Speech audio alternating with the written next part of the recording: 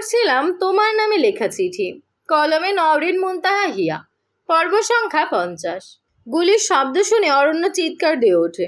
গাড়িতে থাকা প্রত্যেক সদস্য ভয় পেয়ে যায়। ফোনের অপর পাশ থেকে অরণ্য কোনো শব্দ আসছে না। অরণ্য শরীর বেয়ে শীতল স্রোত বয়ে যায়। তার এখন কথা বলার ক্ষমতা হারিয়ে গেছে। যদি ইনায়া বেঁচে না থাকে তবে সে কি করে বাঁচবে? বাবার মৃত্যুর পর সে বড্ড একা হয়ে গিয়েছিল। প্রিয় মানুষকে হারানো তীব্র ব্যথা অনুভব করেছিল। আজ এত বছর পর আবার সে একই পরিস্থিতির সম্মুখীন হয়েছে সে, কিন্তু কি করবে তা জানে না। কবে এতদিন শুধু রক্তের সম্পর্কের কারণে হানিয়া বেগমকে শাস্তি দেয়নি অরণ্য, কিন্তু এখন তার অপকর্মের শাস্তি অবশ্যই তাকে দিবে। প্রিয় মানুষকে হারানোর বেদনা তাকেও সহ্য করতে হবে। অন্যদিকে গোডাউনে রক্তের ছোপ ছোপ দাগ রয়েছে। চেয়ার থেকে অজরে রক্তের স্রোত বয়ে যাচ্ছে, যা দেখে হানিয়া বেগম পৈশাচিক হাসি দেয়। ইনায়ার চেয়ার এখন মাটিতে ধুলোয় পড়ে রয়েছে, আর ব্যথায় সামান্য কাতরে ওঠে ইনায়া। গুলি ইনায়ার শরীরে লাগে নাই, কারণ হানিয়া বেগম যখন তার আগের করা পাপের কথা শোনাছিল তখন ইনায়া চেয়ারে থাকা পেরেক দিয়ে তার হাতের বাঁধন খোলার চেষ্টা করছিল। হানিয়া বেগম তার কাহিনী বলায় এতটা বিজি হয়ে যায় যে সে ইনায়ের দিকে ভালো করে খেয়াল করে নাই। যখন বন্দুক থেকে গুলি চলে তখন ইনায়েত তার হাতের বাঁধন খুলে ফেলে আর চেয়ারে ধাক্কা দিয়ে নিচে পড়ে যায়। তবে তার হাতের খুব কাছ দিয়ে গুলি যাওয়ার কারণে সেখানে অল্প ক্ষত হয়ে যায়। হানিয়া বেগম যখন বুঝতে পারে যে ইনায়া এখনো বেঁচে আছে তখন উনি ইনায়ার দিকে উদ্দেশ্য করে আবার গুলি ছোড়েন। ইনায়া গড়িয়ে অন্য পাশে চলে যায়। সেখানে থাকা একজন লোককে মেরে তার হাত থেকে গুলি নেয় ইনায়া। গুলি করা ইনায়ের জন্য কঠিন বিষয় নয়, বরং এর আগেও সে মানুষ খুন করেছে। ইনায়া প্রথম গুলিটা হানিয়া বেগমের হাতে করে, যার ফলে হানিয়া বেগমের হাত থেকে গুলি পড়ে যায় আর উনি ব্যথায় আর্তনাদ করে ওঠে। ইনায়া তার বন্দুক দিয়ে অন্য লোকজনকে গুলি করতে থাকে, যার ফলে সেখানে সাথে সাথে 5-10টা লাশ পড়ে যায়। হানিয়া বেগম ইনায়ের এমন রূপ দেখে অবাক হয়ে তাকিয়ে থাকেন। ইনায়াকে যথেষ্ট ভীতু আর চুপচাপ মেয়ে বলে উনি জানতেন, কিন্তু ইনায়ের যে সাহসী রূপ আছে উনি দেখেছেন তা অবাক করা বিষয়। বন্দুক দিয়ে যেভাবে গুলি করছে তা দেখে মনে হচ্ছে সে আগেও মানুষ খুন করেছে। হানিয়া বেগম ইনায়াকে দেখতে এত বিজি হয়ে যান যে ওনার হাতের ক্ষতর দিকে খেয়াল করেনি। হানিয়া বেগমের সাথে থাকা প্রায় সকল লোক ইনায়ের গুলিকে আহত হয়ে গেছে, এর মধ্যে কিছু মারাও গেছে। ইনায়ের শরীরে এখন প্রচুর রাগ। হানিয়া বেগম তার বাবা মাকে খুন করেছে। কথাটা যতবার মনে পড়ে ততবার তার রাগের পরিমাণ তীব্র হয়ে যাচ্ছে। শুধুমাত্র এই মহিলার জন্য ইনায়ের জীবন থেকে সব সুখ শান্তি হারিয়ে গেছে। ইনায়ের হাতের কোনোই থেকে রক্ত পড়ে যাচ্ছে, এর ফলে সে হয়তো কিছুটা দুর্বল হয়ে যায়। আর কাল রাত থেকে কিছু খাওয়া হয় নাই। সকালে নাস্তা করার আগেই তাকে কিডন্যাপ করা হয়েছে, কিন্তু ইনায়া এখন দুর্বল হলে চলবে না। তার মা বাবার খুনিকে শাস্তি দিতে হবে। ইনায়া এইবার এগিয়ে আসে হানিয়া বেগমের কাছে। এরপর হাত গালে সজোরে থাপ্পড় বসিয়ে দেয়। প্রায় 3-4টা থাপ্পড় যে পড়েছে তা ভুল নয়। হানিয়া বেগম থাপ্পড় খেয়ে রাগে চোখে তাকায় ইনায়ের দিকে। হানিয়া বেগম কিছু বলতে যাবে তার আগে ইনায়া তার মাথার চুল শক্ত করে ধরে বলে, শুধুমাত্র আপনার জন্য ফুপু আমার জীবন থেকে সমস্ত সুখ হারিয়ে গেছে।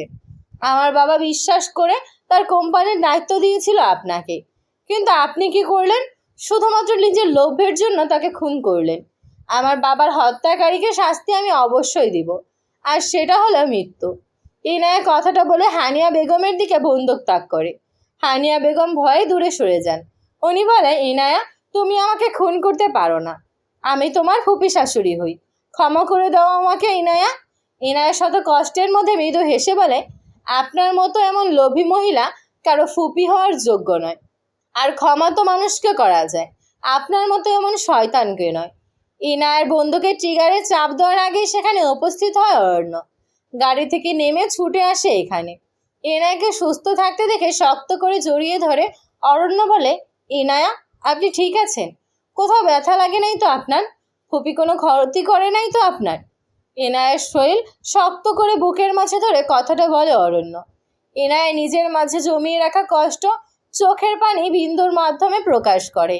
ইনায়া কান্না করতে থাকে আর বলে, অরণ্য ফুপি আমার আব্বুকে খুন করেছে। এসএস কোম্পানির খাবারে বিষ মিশিয়ে হাজারো অসহায় বাচ্চা হত্যা করেছে। বাবার খুনি উনি। অরণ্য ইনায়াকে শান্ত করে। হানিয়া বেগমের দিকে একবার রাগী চোখে তাকায়। ইনায়ার কোনোই থেকে অতিরিক্ত রক্ত পড়ার কারণে তার শরীর নিস্তেজ হয়ে গিয়েছে। বিন্দুমাত্র শক্তি তার শরীরে অবশিষ্ট নেই এখন। তার সাথে সারা শরীরের সমস্ত ভার অরণ্য শরীরে ছেড়ে দেয়। অরণ্য অনুভব করে ইনায়ের নিঃশ্বাসের গতির তীব্রতা কমে গিয়েছে। অরণ্য বুকের মধ্যে থাকে ইনায়ের মুখ উঁচু করে দেখে। সে অজ্ঞান হয়ে গেছে। অরণ্যর চোখ যায় ইনায়ের হাতের কোণের দিকে।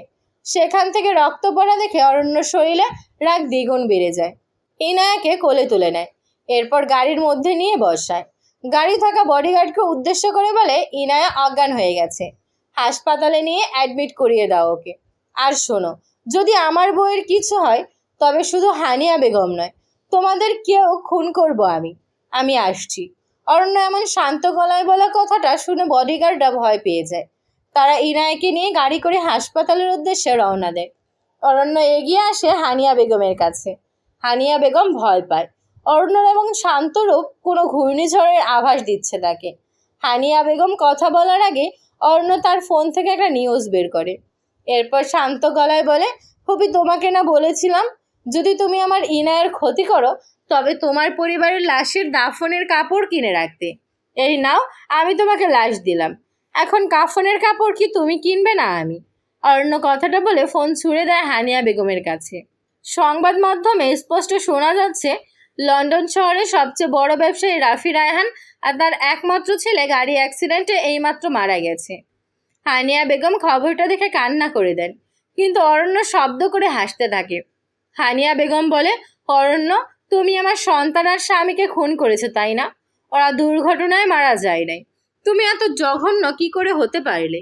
অরণ্য আজ প্রাণ খুলে হাসে। এরপর বলে, শয়তানের মুখে জ্ঞানের বাণী মানায় না, আর ওরা দুর্ঘটনায় মারা গেছে। যেমন আমার বাবা আর শ্বশুর দুর্ঘটনায় মারা গিয়েছে, ঠিক তেমন। কেমন লাগে নিজের প্রিয় মানুষের মৃত্যুর কথা শুনতে? হানিয়া বেগম অঝরে কান্না করতে থাকে, ঠিক যেমন 16 বছর আগে তার মা কান্না করেছিল। সন্তানের লাশ নিজের চোখে দেখার যে কষ্ট, সেটা হানিয়া বেগম এখন বুঝছে। অরণ্য পৈশাচিক হাসি দেয়। অরণ্য বলে, ফুপি, তোমার স্বামী আর সন্তান তো তাদের অপকর্মের শাস্তি পেয়ে গেল। এখন তোমাকে কি দেয়া যায় বলো তো?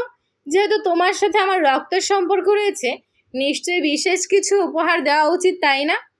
হাসপাতালে ইমার্জেন্সি কেবিনে ডক্টর ইনায়ের হাতে ব্যান্ডেজ করে দিচ্ছে। তার হাতের কোনোই গুলি লাগে নাই, শুধু ছোঁয়া লেগেছে, যার ফলে কেটে গিয়ে রক্ত বের হচ্ছে।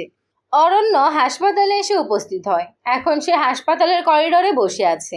ইভান প্রভা সেখানে রয়েছে। ডক্টর বলেছে ইনায়ের জন্য টেনশন করার দরকার নাই, ইনায়ের সম্পূর্ণ সুস্থ। হঠাৎ অরণ্যর ফোন বেজে ওঠে। রেহানা বেগম কল করেছে। অরণ্য রিসিভ করে। রেহানা বেগম বলে, অরণ্য, লন্ডনে তোমার ফুপা আর আদনান গাড়ি দুর্ঘটনায় মারা গেছে, আর তোমার ফুপির এখনো কোনো খোঁজ পাওয়া যাচ্ছে না। অরুণা ভাবি আর মিলন ভাই লন্ডন যাবে, তোমরা তাড়াতাড়ি চলে আসো। অরণ্য মায়ের কথা শুনে নীরবে হাসে, কিন্তু নাটক করে চিন্তিত হয়ে বলে, কি বলছো আম্মু? ফুপা মারা গেছে মানে? আদনানও মারা গেছে? তুমি চিন্তা করো না, আমরা এখনই রওনা দিচ্ছি। লন্ডনে দেখা হবে আমাদের। ওকে। অরণ্য কথাটা ইভান শুনে। অরুণা বেগম তাকে আগেই খবরটা বলেছে।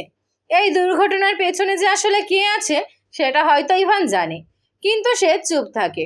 হয়তো যা হয়েছে ভালোর জন্য হয়েছে। প্রভা বড্ড চুপচাপ আর শান্ত। ইভান প্রভার সাথে কথা বলার চেষ্টা করছে, কিন্তু প্রভা আর না ছাড়া কিছুই বলে নাই। প্রভার এমন ব্যবহারের কারণ ইভান বুঝতে পারে না। অন্যদিকে ডক্টর বলে যে ইনায়ার জ্ঞান ফিরে এসেছে। অরণ্য ছুটে যায় কেবিনে।